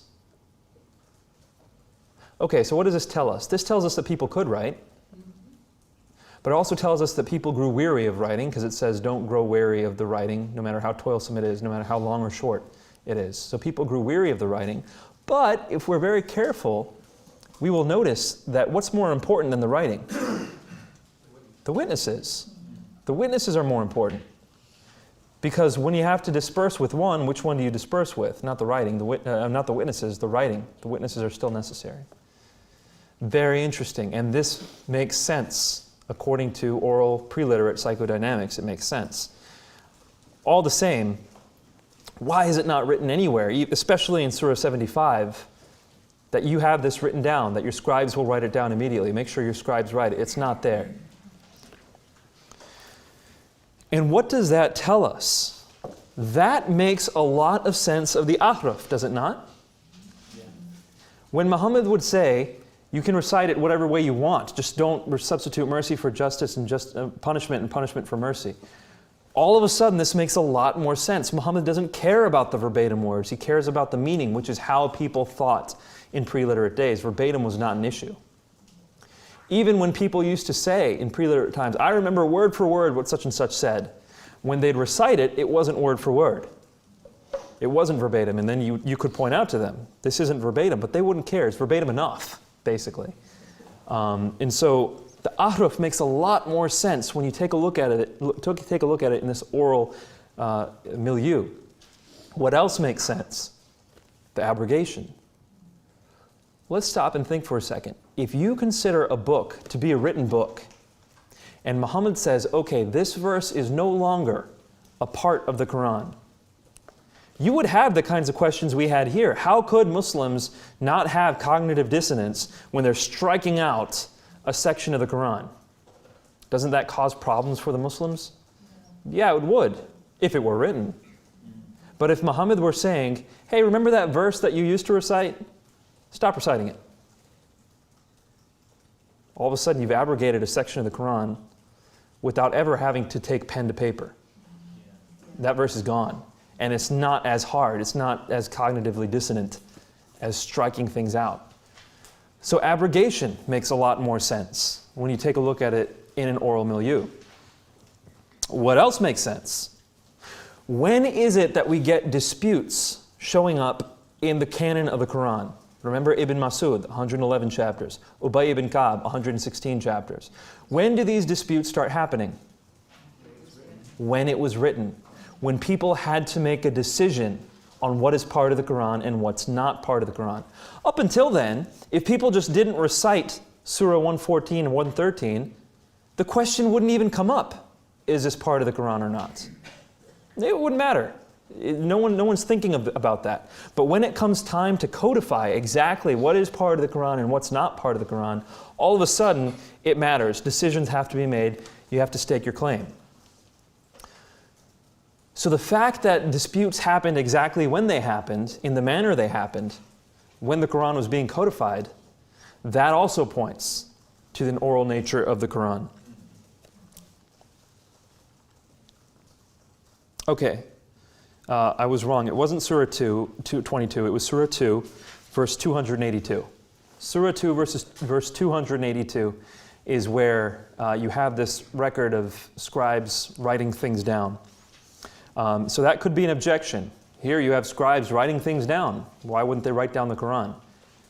Well, I think it's because Muhammad didn't intend for the Qur'an to be a written book. By the way, we know Muhammad was illiterate according to the Qur'an. So Surah 17 of the Qur'an says that Muhammad was illiterate. And so Muhammad's illiteracy itself adds more weight to the fact that the Qur'an was an oral composition and it was intended for oral purposes. That's 2:17. Surah 17. There is one major objection to this point of view, and that is that the Qur'an calls itself a book. It's called Al-Kitab, the book. But the response to that is actually fairly simple when you take a look at it. According to even Muslim scholars, for example, Taqi Usmani, he's a jurist out of Pakistan, he argues that the term book did not simply mean written things, it also meant what was on people's hearts. And William Graham agrees to that. William Graham is the one I mentioned earlier who started proposing this theory of an oral Quran. He agrees. He says that when Muhammad envisioned a book, what he was envisioning was things that were read aloud by the Jews and by the Christians. There were no Arabic books. So when the Jews and the Christians would read their book aloud, what were they doing? Were they actually reading a book? No, they were reciting portions of the New Testament. They were reciting portions of the Old Testament. And that's what Muhammad considered to be a book, these oral recitations. It's also interesting to note that there is a Muslim scholar named Mandhar Sfar, S-F-A-R, who argues that today's Quran is corrupt because it was never meant to be the Quran. The Quran is the one in heaven. That is Al-Kitab, not the one here. And so Sfar goes through the Quran. Whenever the Quran says the book, the Quran is Al-Kitab, he says that Allah is talking about the book in heaven. He's not talking about the recitations here. What's here are recitations of the book. It goes even further, by the way. The term Quran, if you take a look at the hadith, it wasn't really used as a proper noun, at least not uniformly. It was used as the word recitation. So it was said in one hadith, it is said, recite whatever Quran you have with you in prayer. What does that mean? Well, it doesn't make sense if you see the Quran as a proper noun. But if you see the Quran as a lot of individual little recitations that you can recite in liturgy, each of which are recitations, the Arabic word for that being Qurans, then it begins to make sense. Recite whatever Quran you have with you. Only after time did the Quran the book that we have, get called the recitation, Al-Quran. Before that, all of the little liturgical recitations in there were all called Qur'ans. And that's another argument William Graham makes. So, this has not, by the way, made it into the realm of apologetics. I've never seen this argued anywhere. I actually thought I came up with a theory, and then I saw William Graham had written a whole book on it, and I was very upset. Anyhow, the implications for this theory are that to simply state that the Quran has been perfectly preserved, every letter is exactly how it was written originally at Muhammad's time, is almost a category fallacy. It wasn't even intended to be a written book. That's really problematic for the Islamic polemic that the Quran has never been changed. But even more important is that it provides a model that makes a lot of sense of the data that you have. Now, the question still remains, are the sources reliable? Were there such things as ahruf? Were there such things as abrogation early on? You know, remember, we don't really know with certainty how trustworthy those sources are. So that question still remains. But if we are to accept the contours of those sources, then we must conclude that this model makes a lot of sense of that data, that the Quran was not envisioned to be a written book. The monumental contribution that Uthman made to the Quran was him turning it into a book. When he wrote it down, he radically changed the Quran, not just in the text that it had, but it's in its entire form and how it was understood by Muslims.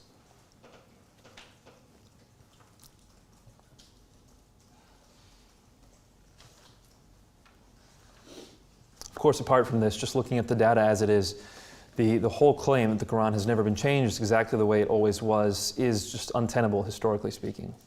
It just does not fit the evidence. You have to throw out a ton of evidence in order to make that claim. I would like to point out, for the sake of clarification, that I would not argue the Quran has been radically altered. I wouldn't argue that. I would argue that we can't know how altered the Quran is. But we do know that there were early disputes. We do know that there's no reason to say it wasn't altered. And we do have evidence that hundreds of verses are missing. Did that change the meaning of the Quran? Who knows? Who knows? But according to the sources, hundreds of verses are missing. We don't know exactly how altered the Quran is, and there is simply no basis to say it's exactly the way it was before.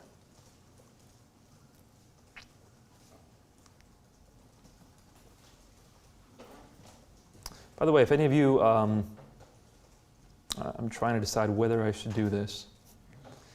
After a little while, if any of you would like my thesis, which is on this issue, you can request it from me and I'll send it to you. Yes?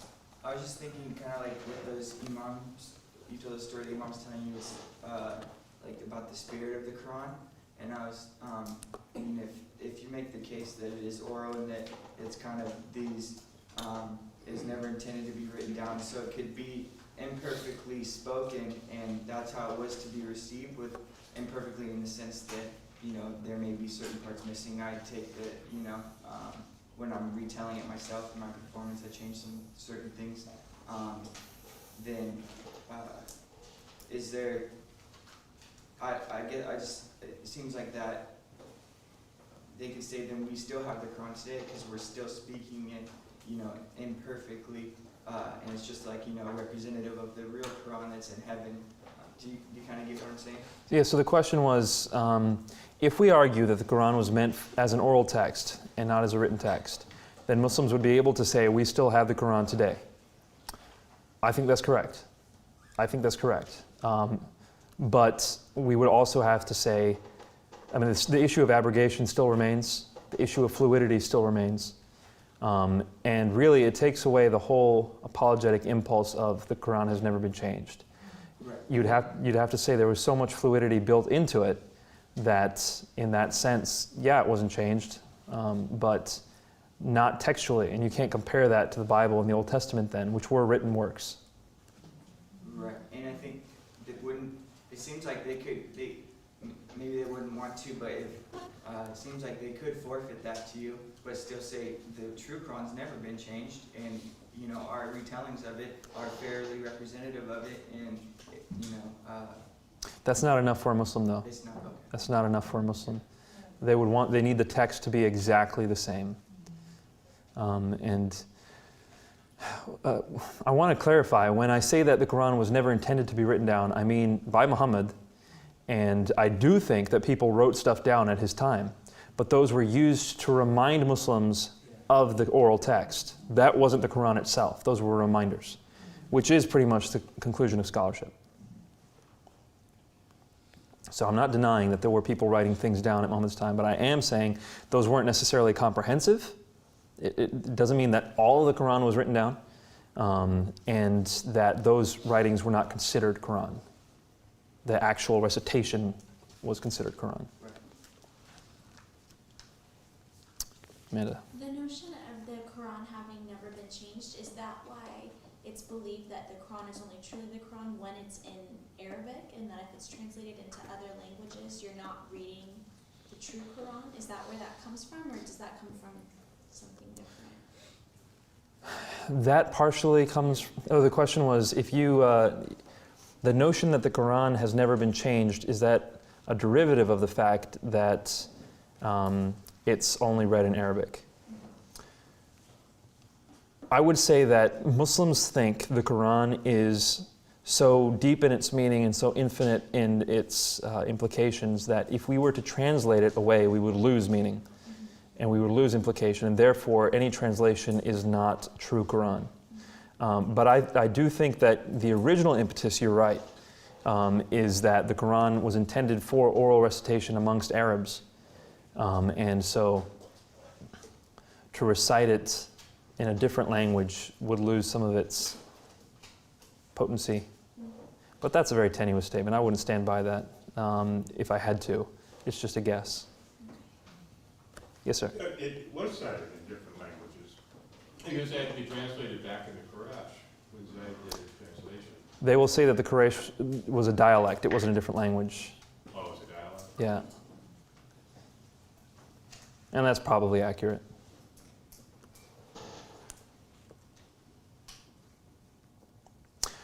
Any other questions?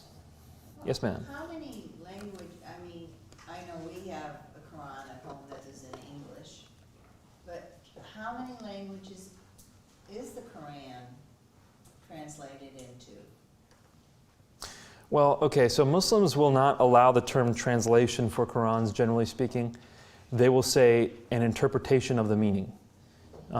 So they want to make sure that you understand that this is not original Quran. The original Quran has to be in Arabic. That's why most Qurans, if they're going to be accepted by Muslims, have to be 2-column, 1 column Arabic, 1 column English, or whatever other language. It wasn't until recent times when people endeavored to translate the Quran. And certain sects translate the Quran far more than other sects. The sect of Islam that my family comes from tries to translate it in tons of languages. It's a very missionary-oriented sect. Other sects will say that you can't and you shouldn't. You should teach whoever wants to learn it Arabic, and they would have to read it in Arabic. So I would say it's in a lot of languages. I don't know how many, but it's in a lot of languages, but that's based on the efforts of a few. Yes, sir. I've read that one of the reasons that the belief of illiteracy for the prophet is so important is because therefore he could not have consulted sources for his content. But it looks pretty clear that the content is anything but original. He tells Bible stories, he tells Old Testament, New Testament stories, he tells some others, and I don't want to go into a list of 4 or 5 things because I could be a little bit wrong there. How does this discussion that we've just had about the oral nature of the original Quran account for the content? So, the illiteracy of Muhammad, the reason why, okay, you want me to repeat the question? That was a long question. Give me the question one more time, I'll see if I can. Yeah. I've read that the Islamic world today will insist upon his literacy because he got it directly from God. He didn't consult, he didn't learn. His wife's priest who married him didn't teach him the scriptures of the Christians and the Jews. I see. And at the same time, when you read the stories, they're the same stories that are in the Bibles of the Jews, and some of the other stories are in the books of the heretics or the Gnostics. Where do you get the information if it was all oral? Because they're coming from written, unless we want to maintain that in his day the people that could have communicated these things to him were also memorizing it. Okay, so the question then is, the impetus for the emphasis on Muhammad's illiteracy is often for apologetic purposes, to say that Muhammad couldn't have gotten these stories from anywhere because he was illiterate. I've read that in 2 or 3 of the things that I've been reading. So where did he get this from? I would like to point out that the Quran actually gives that reason itself. So I said chapter 17 earlier, I was wrong. It's chapter 7, verses 157 and 158, which says Muhammad was illiterate. And also chapter 29, verse 48, which says Muhammad was illiterate. And in those verses, it says that you accuse him of having written this stuff himself. But how could he? He's illiterate. He hasn't read anything like this, and he couldn't if he tried. So that's found in the Quran itself. We need to remember that this society was starkly different from ours. You didn't have to read to get this information. You had to be able to hear, which virtually everyone did. So, I mean, even it's the same thing in first century Palestine, by the way, where the Gospels were written. They weren't sitting around reading the Gospels. 97% of people in first century Palestine were illiterate. Only 3% were literate. So, to to hear the Gospels, what would happen was you'd have someone who would sit down and he would read it aloud. In order to hear the Gospels, someone would recite it aloud and others would hear it. It's the exact same thing for Muhammad. So if he's going to hear these things, he could have heard them anywhere. We know that there were Christians in his area. We know that there were Jews in his area. And we know that Muhammad was a merchant who traveled. And he went all kinds of places and heard all kinds of stories. And he spent time with people from other places. So that Muhammad heard these things from elsewhere is not difficult to account for at all. We'll talk about this a bit tomorrow when we talk about some of the apologetic implications. But there are verses in the Qur'an which talk about Jesus that are from Gnostic sources. The Arabic infancy gospel, the infancy gospel of Thomas, etc. There's literally the Quran says these things happened, but these are Gnostic sources. Where did he get them? Well, he heard the Gnostic sources. Did he read them? Probably not. 97% of people didn't. They heard them. It'd be interesting, actually, if you want to look in Acts. What chapter? I don't know. Towards the beginning of Acts, you have the Ethiopian. Is he Ethiopian? He's traveling in a caravan. Oh, yeah. Is it Philip? Philip who hears him, and it says he overheard him reading Isaiah. I mean, are his eyes that loud? You can overhear him reading it?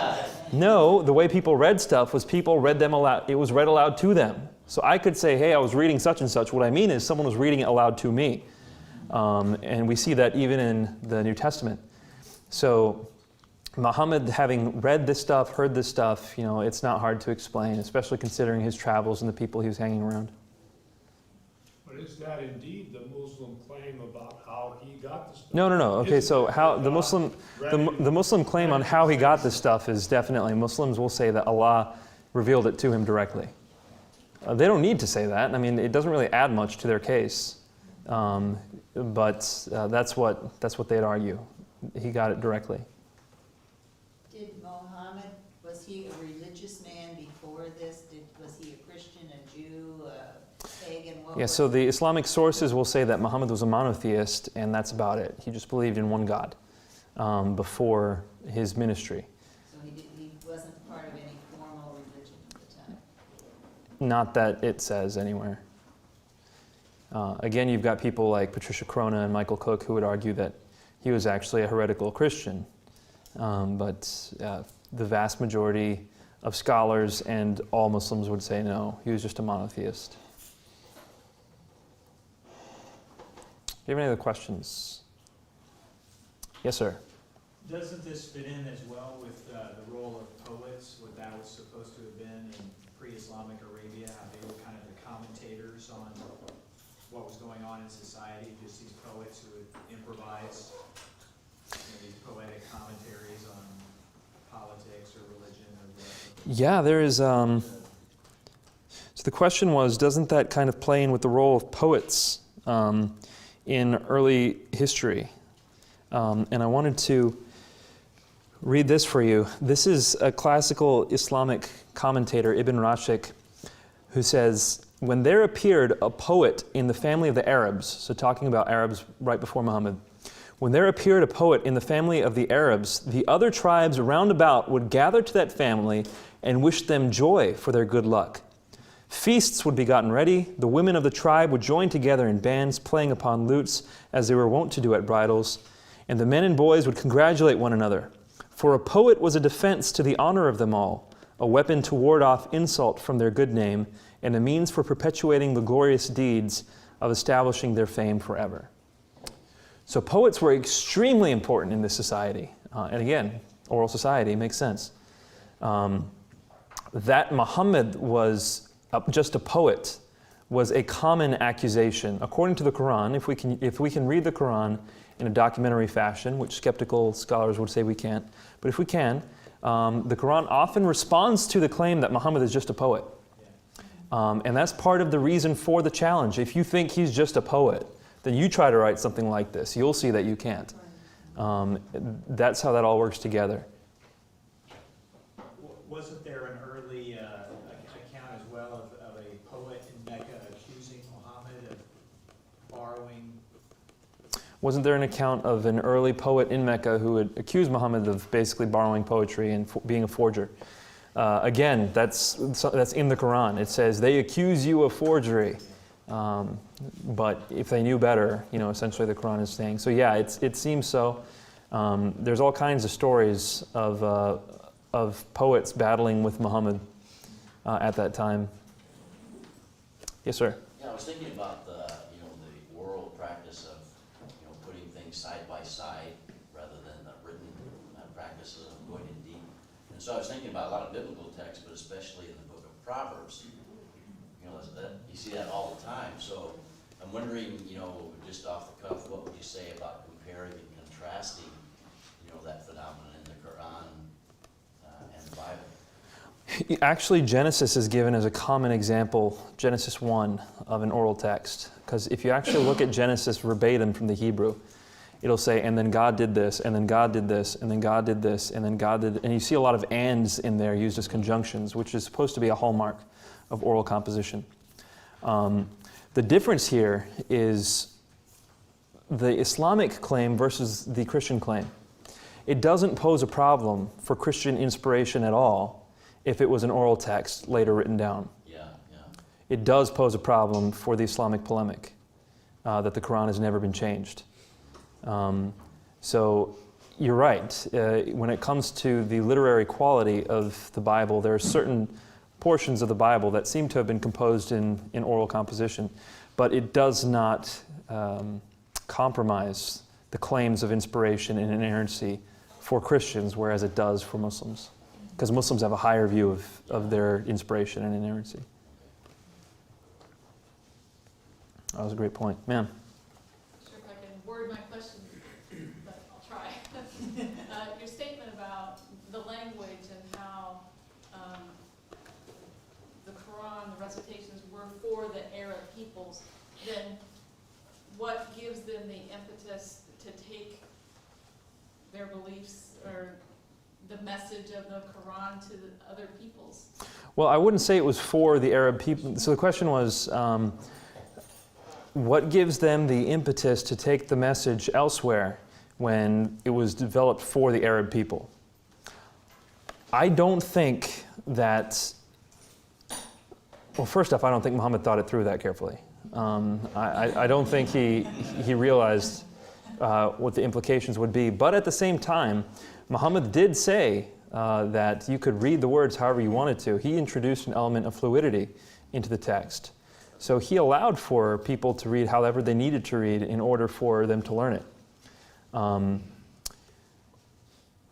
Plus, from the very beginning, you had Muhammad telling people to go and conquer others. I mean, this is in Surah 9. To go and, unless they accept Islam, to fight them. Now, what does that mean? That means Islam was intended for evangelism, if you will, for spreading along those lines in its own remarkable way. So I wouldn't say that it was intended just for Arab people, but I would say that it was crafted in the Arab language for an Arabic milieu. So that's what I mean by I don't think he thought it through. It wasn't crafted in a universal way, but it was intended for people of all sorts.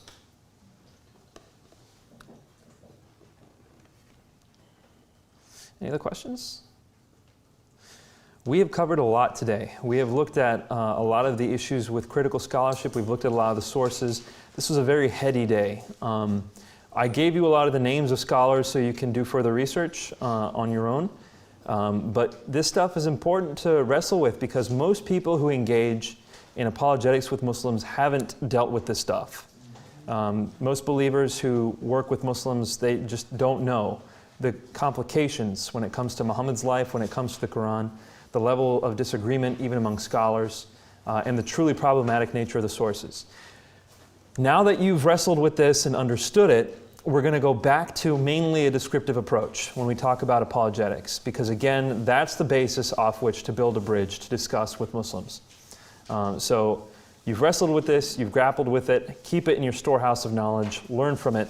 But tomorrow, when we're talking about apologetics, when we're talking about discussions with Muslims, we need to work off of a common bridge. So we're going to be talking from a more or less descriptive approach. Biola University offers a variety of biblically centered degree programs, ranging from business to ministry to the arts and sciences. Visit biola.edu to find out how Biola could make a difference in your life.